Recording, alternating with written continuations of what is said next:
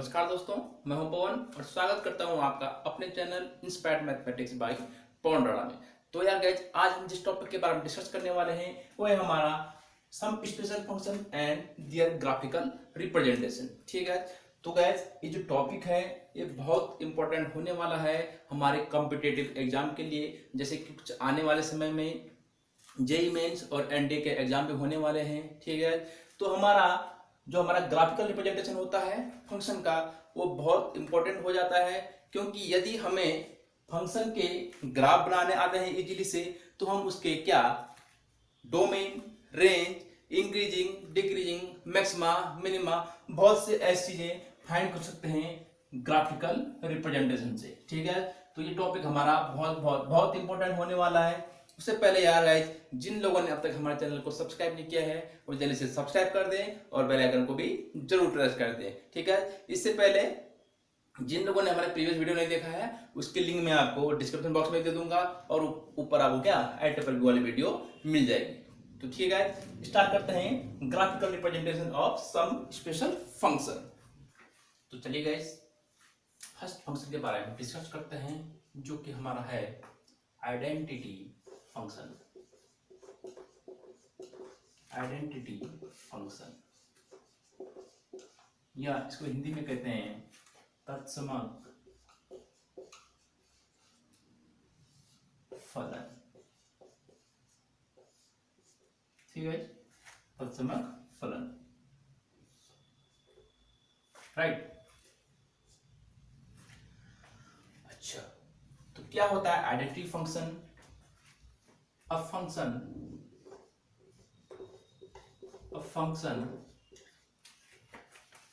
y equal to fx और ये define है f from r to r is called identity function। Identity function if fx equal to x, right. अब कोई function है, अब function y equal to fx और जो हमारा फंक्शन है ये डिफाइन होना चाहिए कहां से?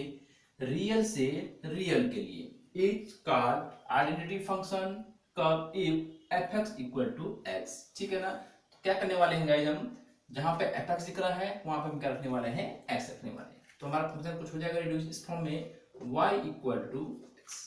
ठीक है, क्योंकि इसके नाम में लिखा है आइडेंटिटी फंक्शन। ठीक है ना, मतलब क्या ये आइडेंटिकल है। ठीक है ना, हम यहाँ पे आइडेंटिकल क्यों बोल रहे हैं इस चीज को? क्योंकि अगर हम x की वैल्यू यहाँ पे 0 रखेंगे तो y में हमें क्या मिलने वाला है? 0।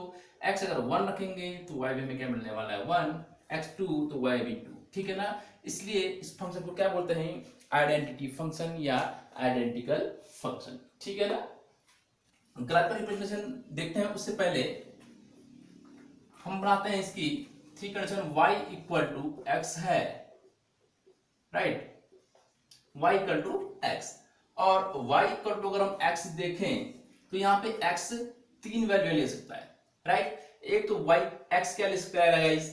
x ले सकता है लेस देन 0, एक ले सकता है x इक्वल टू 0 और ए ले सकता है क्या? x greater than 0, right. तो यहां पे देखने पर हमें क्या, अगर हम क्या x की वैल्यू लेस देन ले रहे हैं तो y भी हमें क्या गाइस? लेस देन मिलने वाला है, राइट। और x की वैल्यू 0 लेते हैं तो y हमें क्या मिलेगा? 0। और x की वैल्यू हम ग्रेटर लेते हैं तो y की वैल्यू क्या होती है? Greater, right. तो यहां पे क्या हो रहा है? x भी लेस देन हो रहा है, मतलब नेगेटिव हो रहा है, y भी क्या हो रहा है? नेगेटिव। तो यहाँ पे जो हमको ऑर्डर उसका नाम जो हमको कोऑर्डिनेट मिलेंगे वो मिलेंगे क्या? Negative negative. ठीक है ना, और यहाँ पे जो हमें कोऑर्डिनेट मिलेंगे वो क्या मिलेंगे भाई? 0 0। ठीक है, और यहाँ पे हमें मिलने वाले हैं क्या? x भी पॉजिटिव है और y भी पॉजिटिव, तो दोनों क्या हो जाएंगे? Positive, right. तो गाइस यार, जो हमारे नेगेटिव नेगेटिव कोऑर्डिनेट होते हैं वो हमारे कहाँ पे होते हैं? वो हमारे होते हैं थर्ड क्वाड्रेंट में। कहाँ पे? Third quadrant. ठीक है ना, और जो हमारा ऑरिजिन होता है ये तो हमारा खैर ऑरिजिन है 0 0, राइट। और पॉजिटिव क्वाड्रेंट होता है हमारा क्या? First quadrant. First quadrant, right. तो जो हमारा कुछ ग्राफ बनने वाला है वो हमारा कहाँ कहाँ को जाएगा, एक तो जाएगा हमारे थर्ड क्वाड्रेंट में, ऑरिजिन से पास होते हुए कहाँ जाएगा, फर्स्ट क्वाड्रेंट, ठीक है। तो ये था कुछ ग्राफ बनाने के लिए बेसिक। अब चलते हैं इसका ग्राफ बनाते हैं।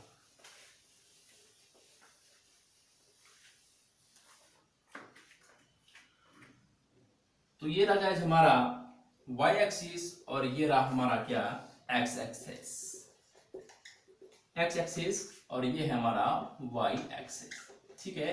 इसमें कुछ हमारे क्या नंबर हैं,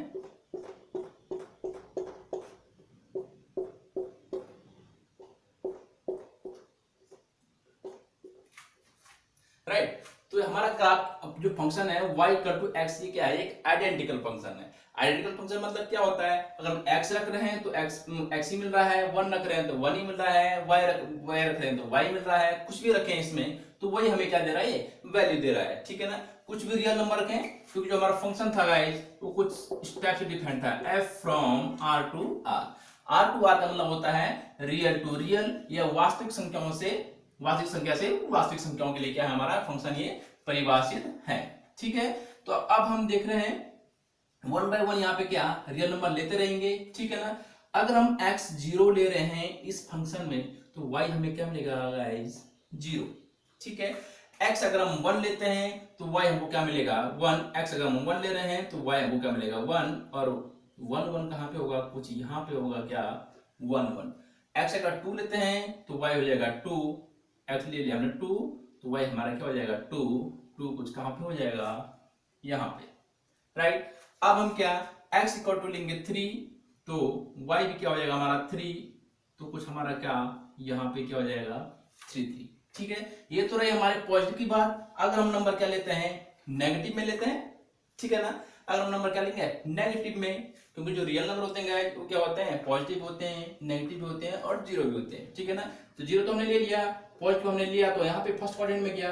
अब हमारा क्या थर्ड क्वाड्रेंट में जाएगा, जो नेगेटिव वाले होंगे तो कुछ नेगेटिव लेते हैं। अगर हम x अगर -1 लेंगे तो y हमारा क्या हो जाएगा -1, तो कुछ यहाँ पे मिलेगा हमें, राइट। अगर x -2 लेंगे तो y हमें क्या मिलेगा, -2, राइट।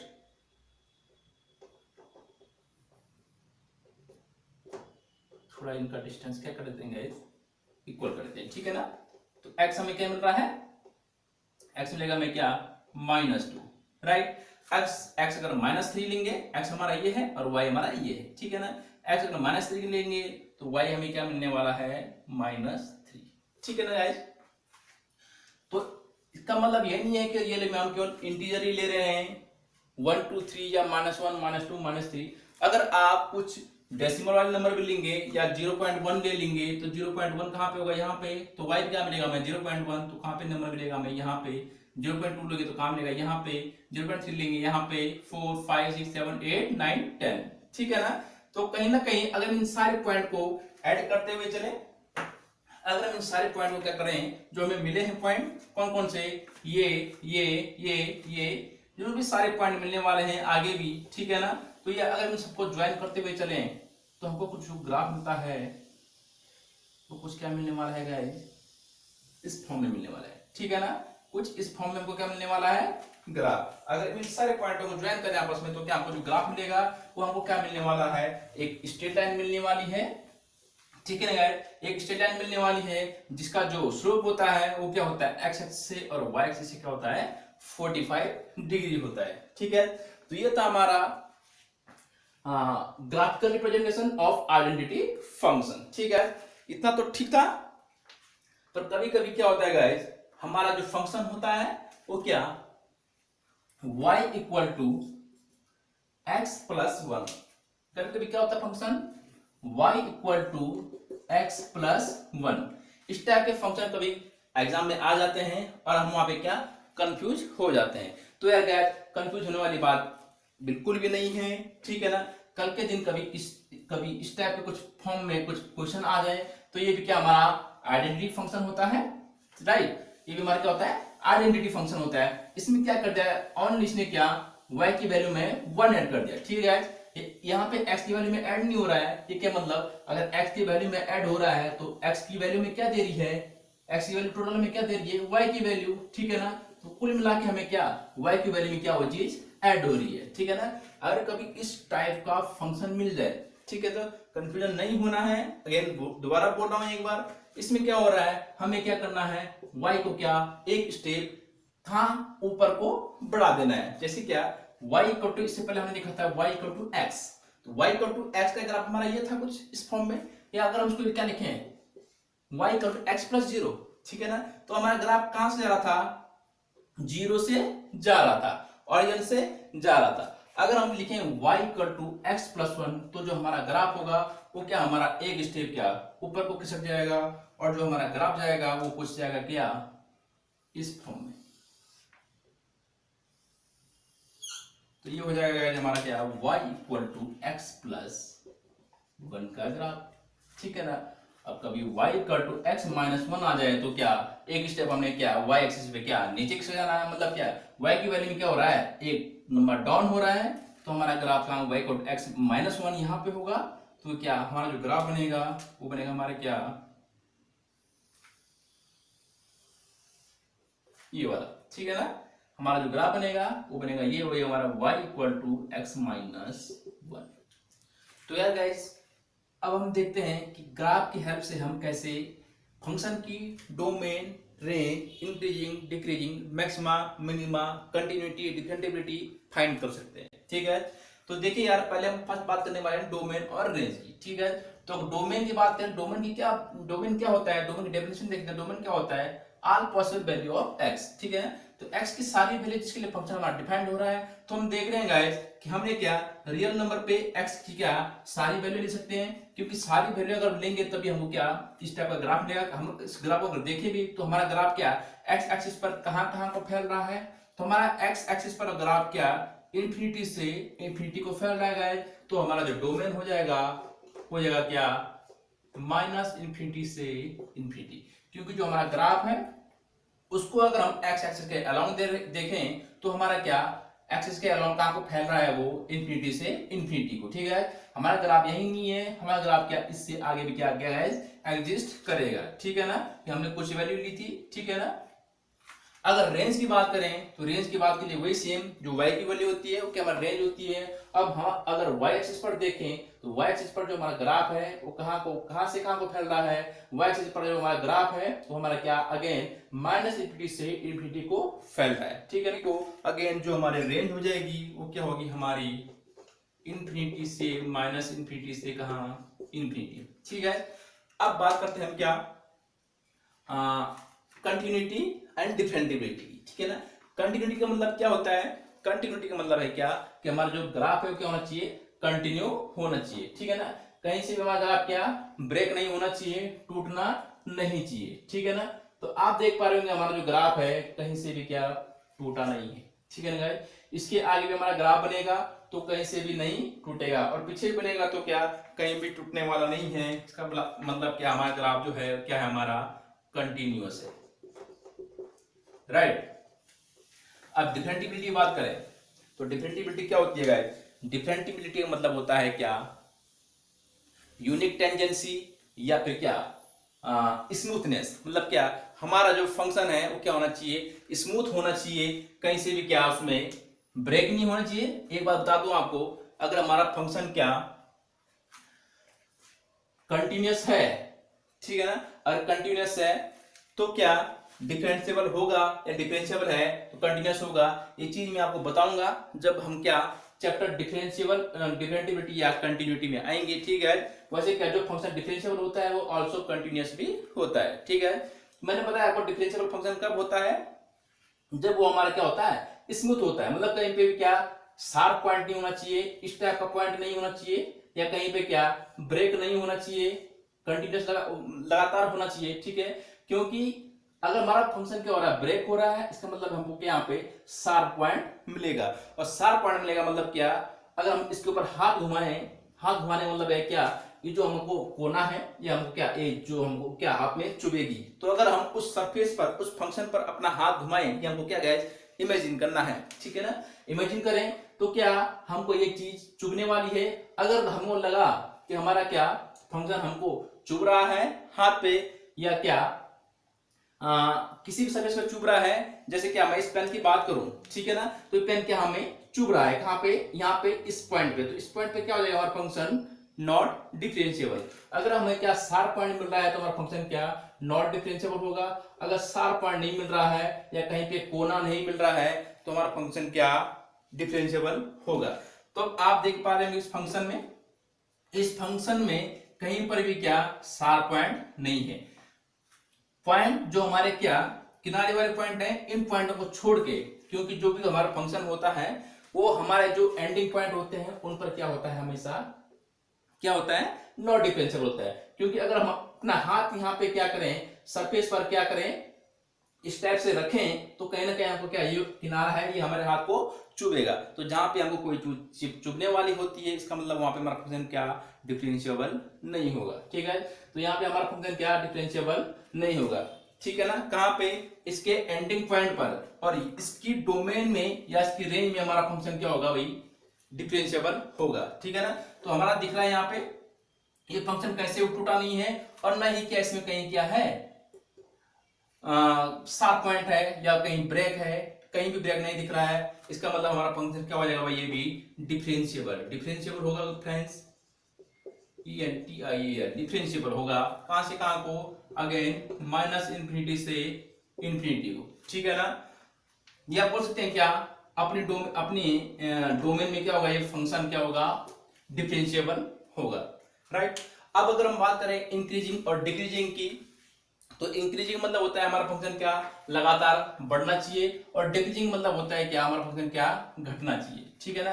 तो हम देखें अगर हम दो पॉइंट पर कंसीडर करें, एक क्या इस ग्राफ पर दो पॉइंट ले लें, यहां पे क्या ए एंड बी, ठीक है ना, और इन पॉइंटों की क्या करें कंपेयरिंग करें, तो जो ये वाला पॉइंट होगा यहाँ पे क्या एक्स की वैल्यू ज्यादा होगी और यहाँ पे एक्स की वैल्यू क्या कम होगी, ठीक है ना। अगेन y की वैल्यू यहाँ पे क्या कम होगी, यहाँ पे क्या होगी ज्यादा होगी। तो हमारा जो ग्राफ क्या हो रहा है बढ़ रहा है, मतलब x की वैल्यू बढ़ रही है तो y की वैल्यू भी क्या बढ़ रही है, ठीक है। अगर x की वैल्यू बढ़ने पर y की वैल्यू बढ़ रही है इसका मतलब हमारा फंक्शन क्या है इंक्रीजिंग। अगर x की वैल्यू बढ़ने पर y की वैल्यू क्या घट रही है इसका मतलब हमारा फंक्शन क्या है डिक्रीजिंग। तो हम देख पा रहे हैं x की वैल्यू बढ़ने पर y की वैल्यू क्या हो रही है बढ़ रही है, इसका मतलब हमारा फंक्शन क्या हो जाएगा इंक्रीजिंग, राइट। अब होता है लास्ट हमारा मैक्सिमम मिनिमा। तो गाइस मैक्सिमम मिनिमा फाइंड करने के लिए क्या हमको चेक करना होता है कि हमारा ग्राफ कहां पे हमारा कंप्लीट ग्राफ होना चाहिए, और ग्राफ कंप्लीट होने पर हम ये पता कर सकते हैं कि ग्राफ कहां तक मैक्सिमम गया है। जहां पे मैक्सिमम जाता है तो वहां पे जो x की वैल्यू होती है उसको बोलते हैं पॉइंट ऑफ मैक्सिमा, और जो y की वैल्यू होती है उसे बोलते हैं क्या मैक्सिमम वैल्यू, ठीक है ना। तो यहाँ पर हम देख पा रहे हैं जो हमारा ग्राफ है इसका कुछ कंफर्म नहीं है कि हमारा ग्राफ कहाँ को जा रहा है, ठीक है ना। ये ग्राफ हमारा चलता ही जा रहा है, कहां तक चलेगा इन्फिनिटी तक। अगर इसकी कुछ लिमिट होती, ठीक है ना, तो हम इसका मैक्सिमा और मिनिमा के बारे में कुछ कह सकते थे, पर क्या ये ग्राफ हमारा पता नहीं है कहां से कहां को जा रहा है, इन्फिनिटी से इन्फिनिटी को जा रहा है, इसलिए इस फंक्शन की मैक्सिमा और मिनिमा के बारे में हम कुछ भी नहीं कह सकते। तो इस टाइप के फंक्शन के लिए आप कह सकते हैं no maxima no minima, right. तो लिखते हैं क्या no maxima no minima, no maxima no minima, right. तो चलिए गाइस आज इतना ही रखते हैं। यदि आपको हमारा वीडियो पसंद आई हो तो वीडियो को लाइक कीजिए, शेयर कीजिए और अच्छे कमेंट कीजिए। चलिए गाइस मिलते हैं एक नेक्स्ट सेशन में एक नेक्स्ट टॉपिक के साथ, तब तक के लिए जय हिंद, बाय बाय।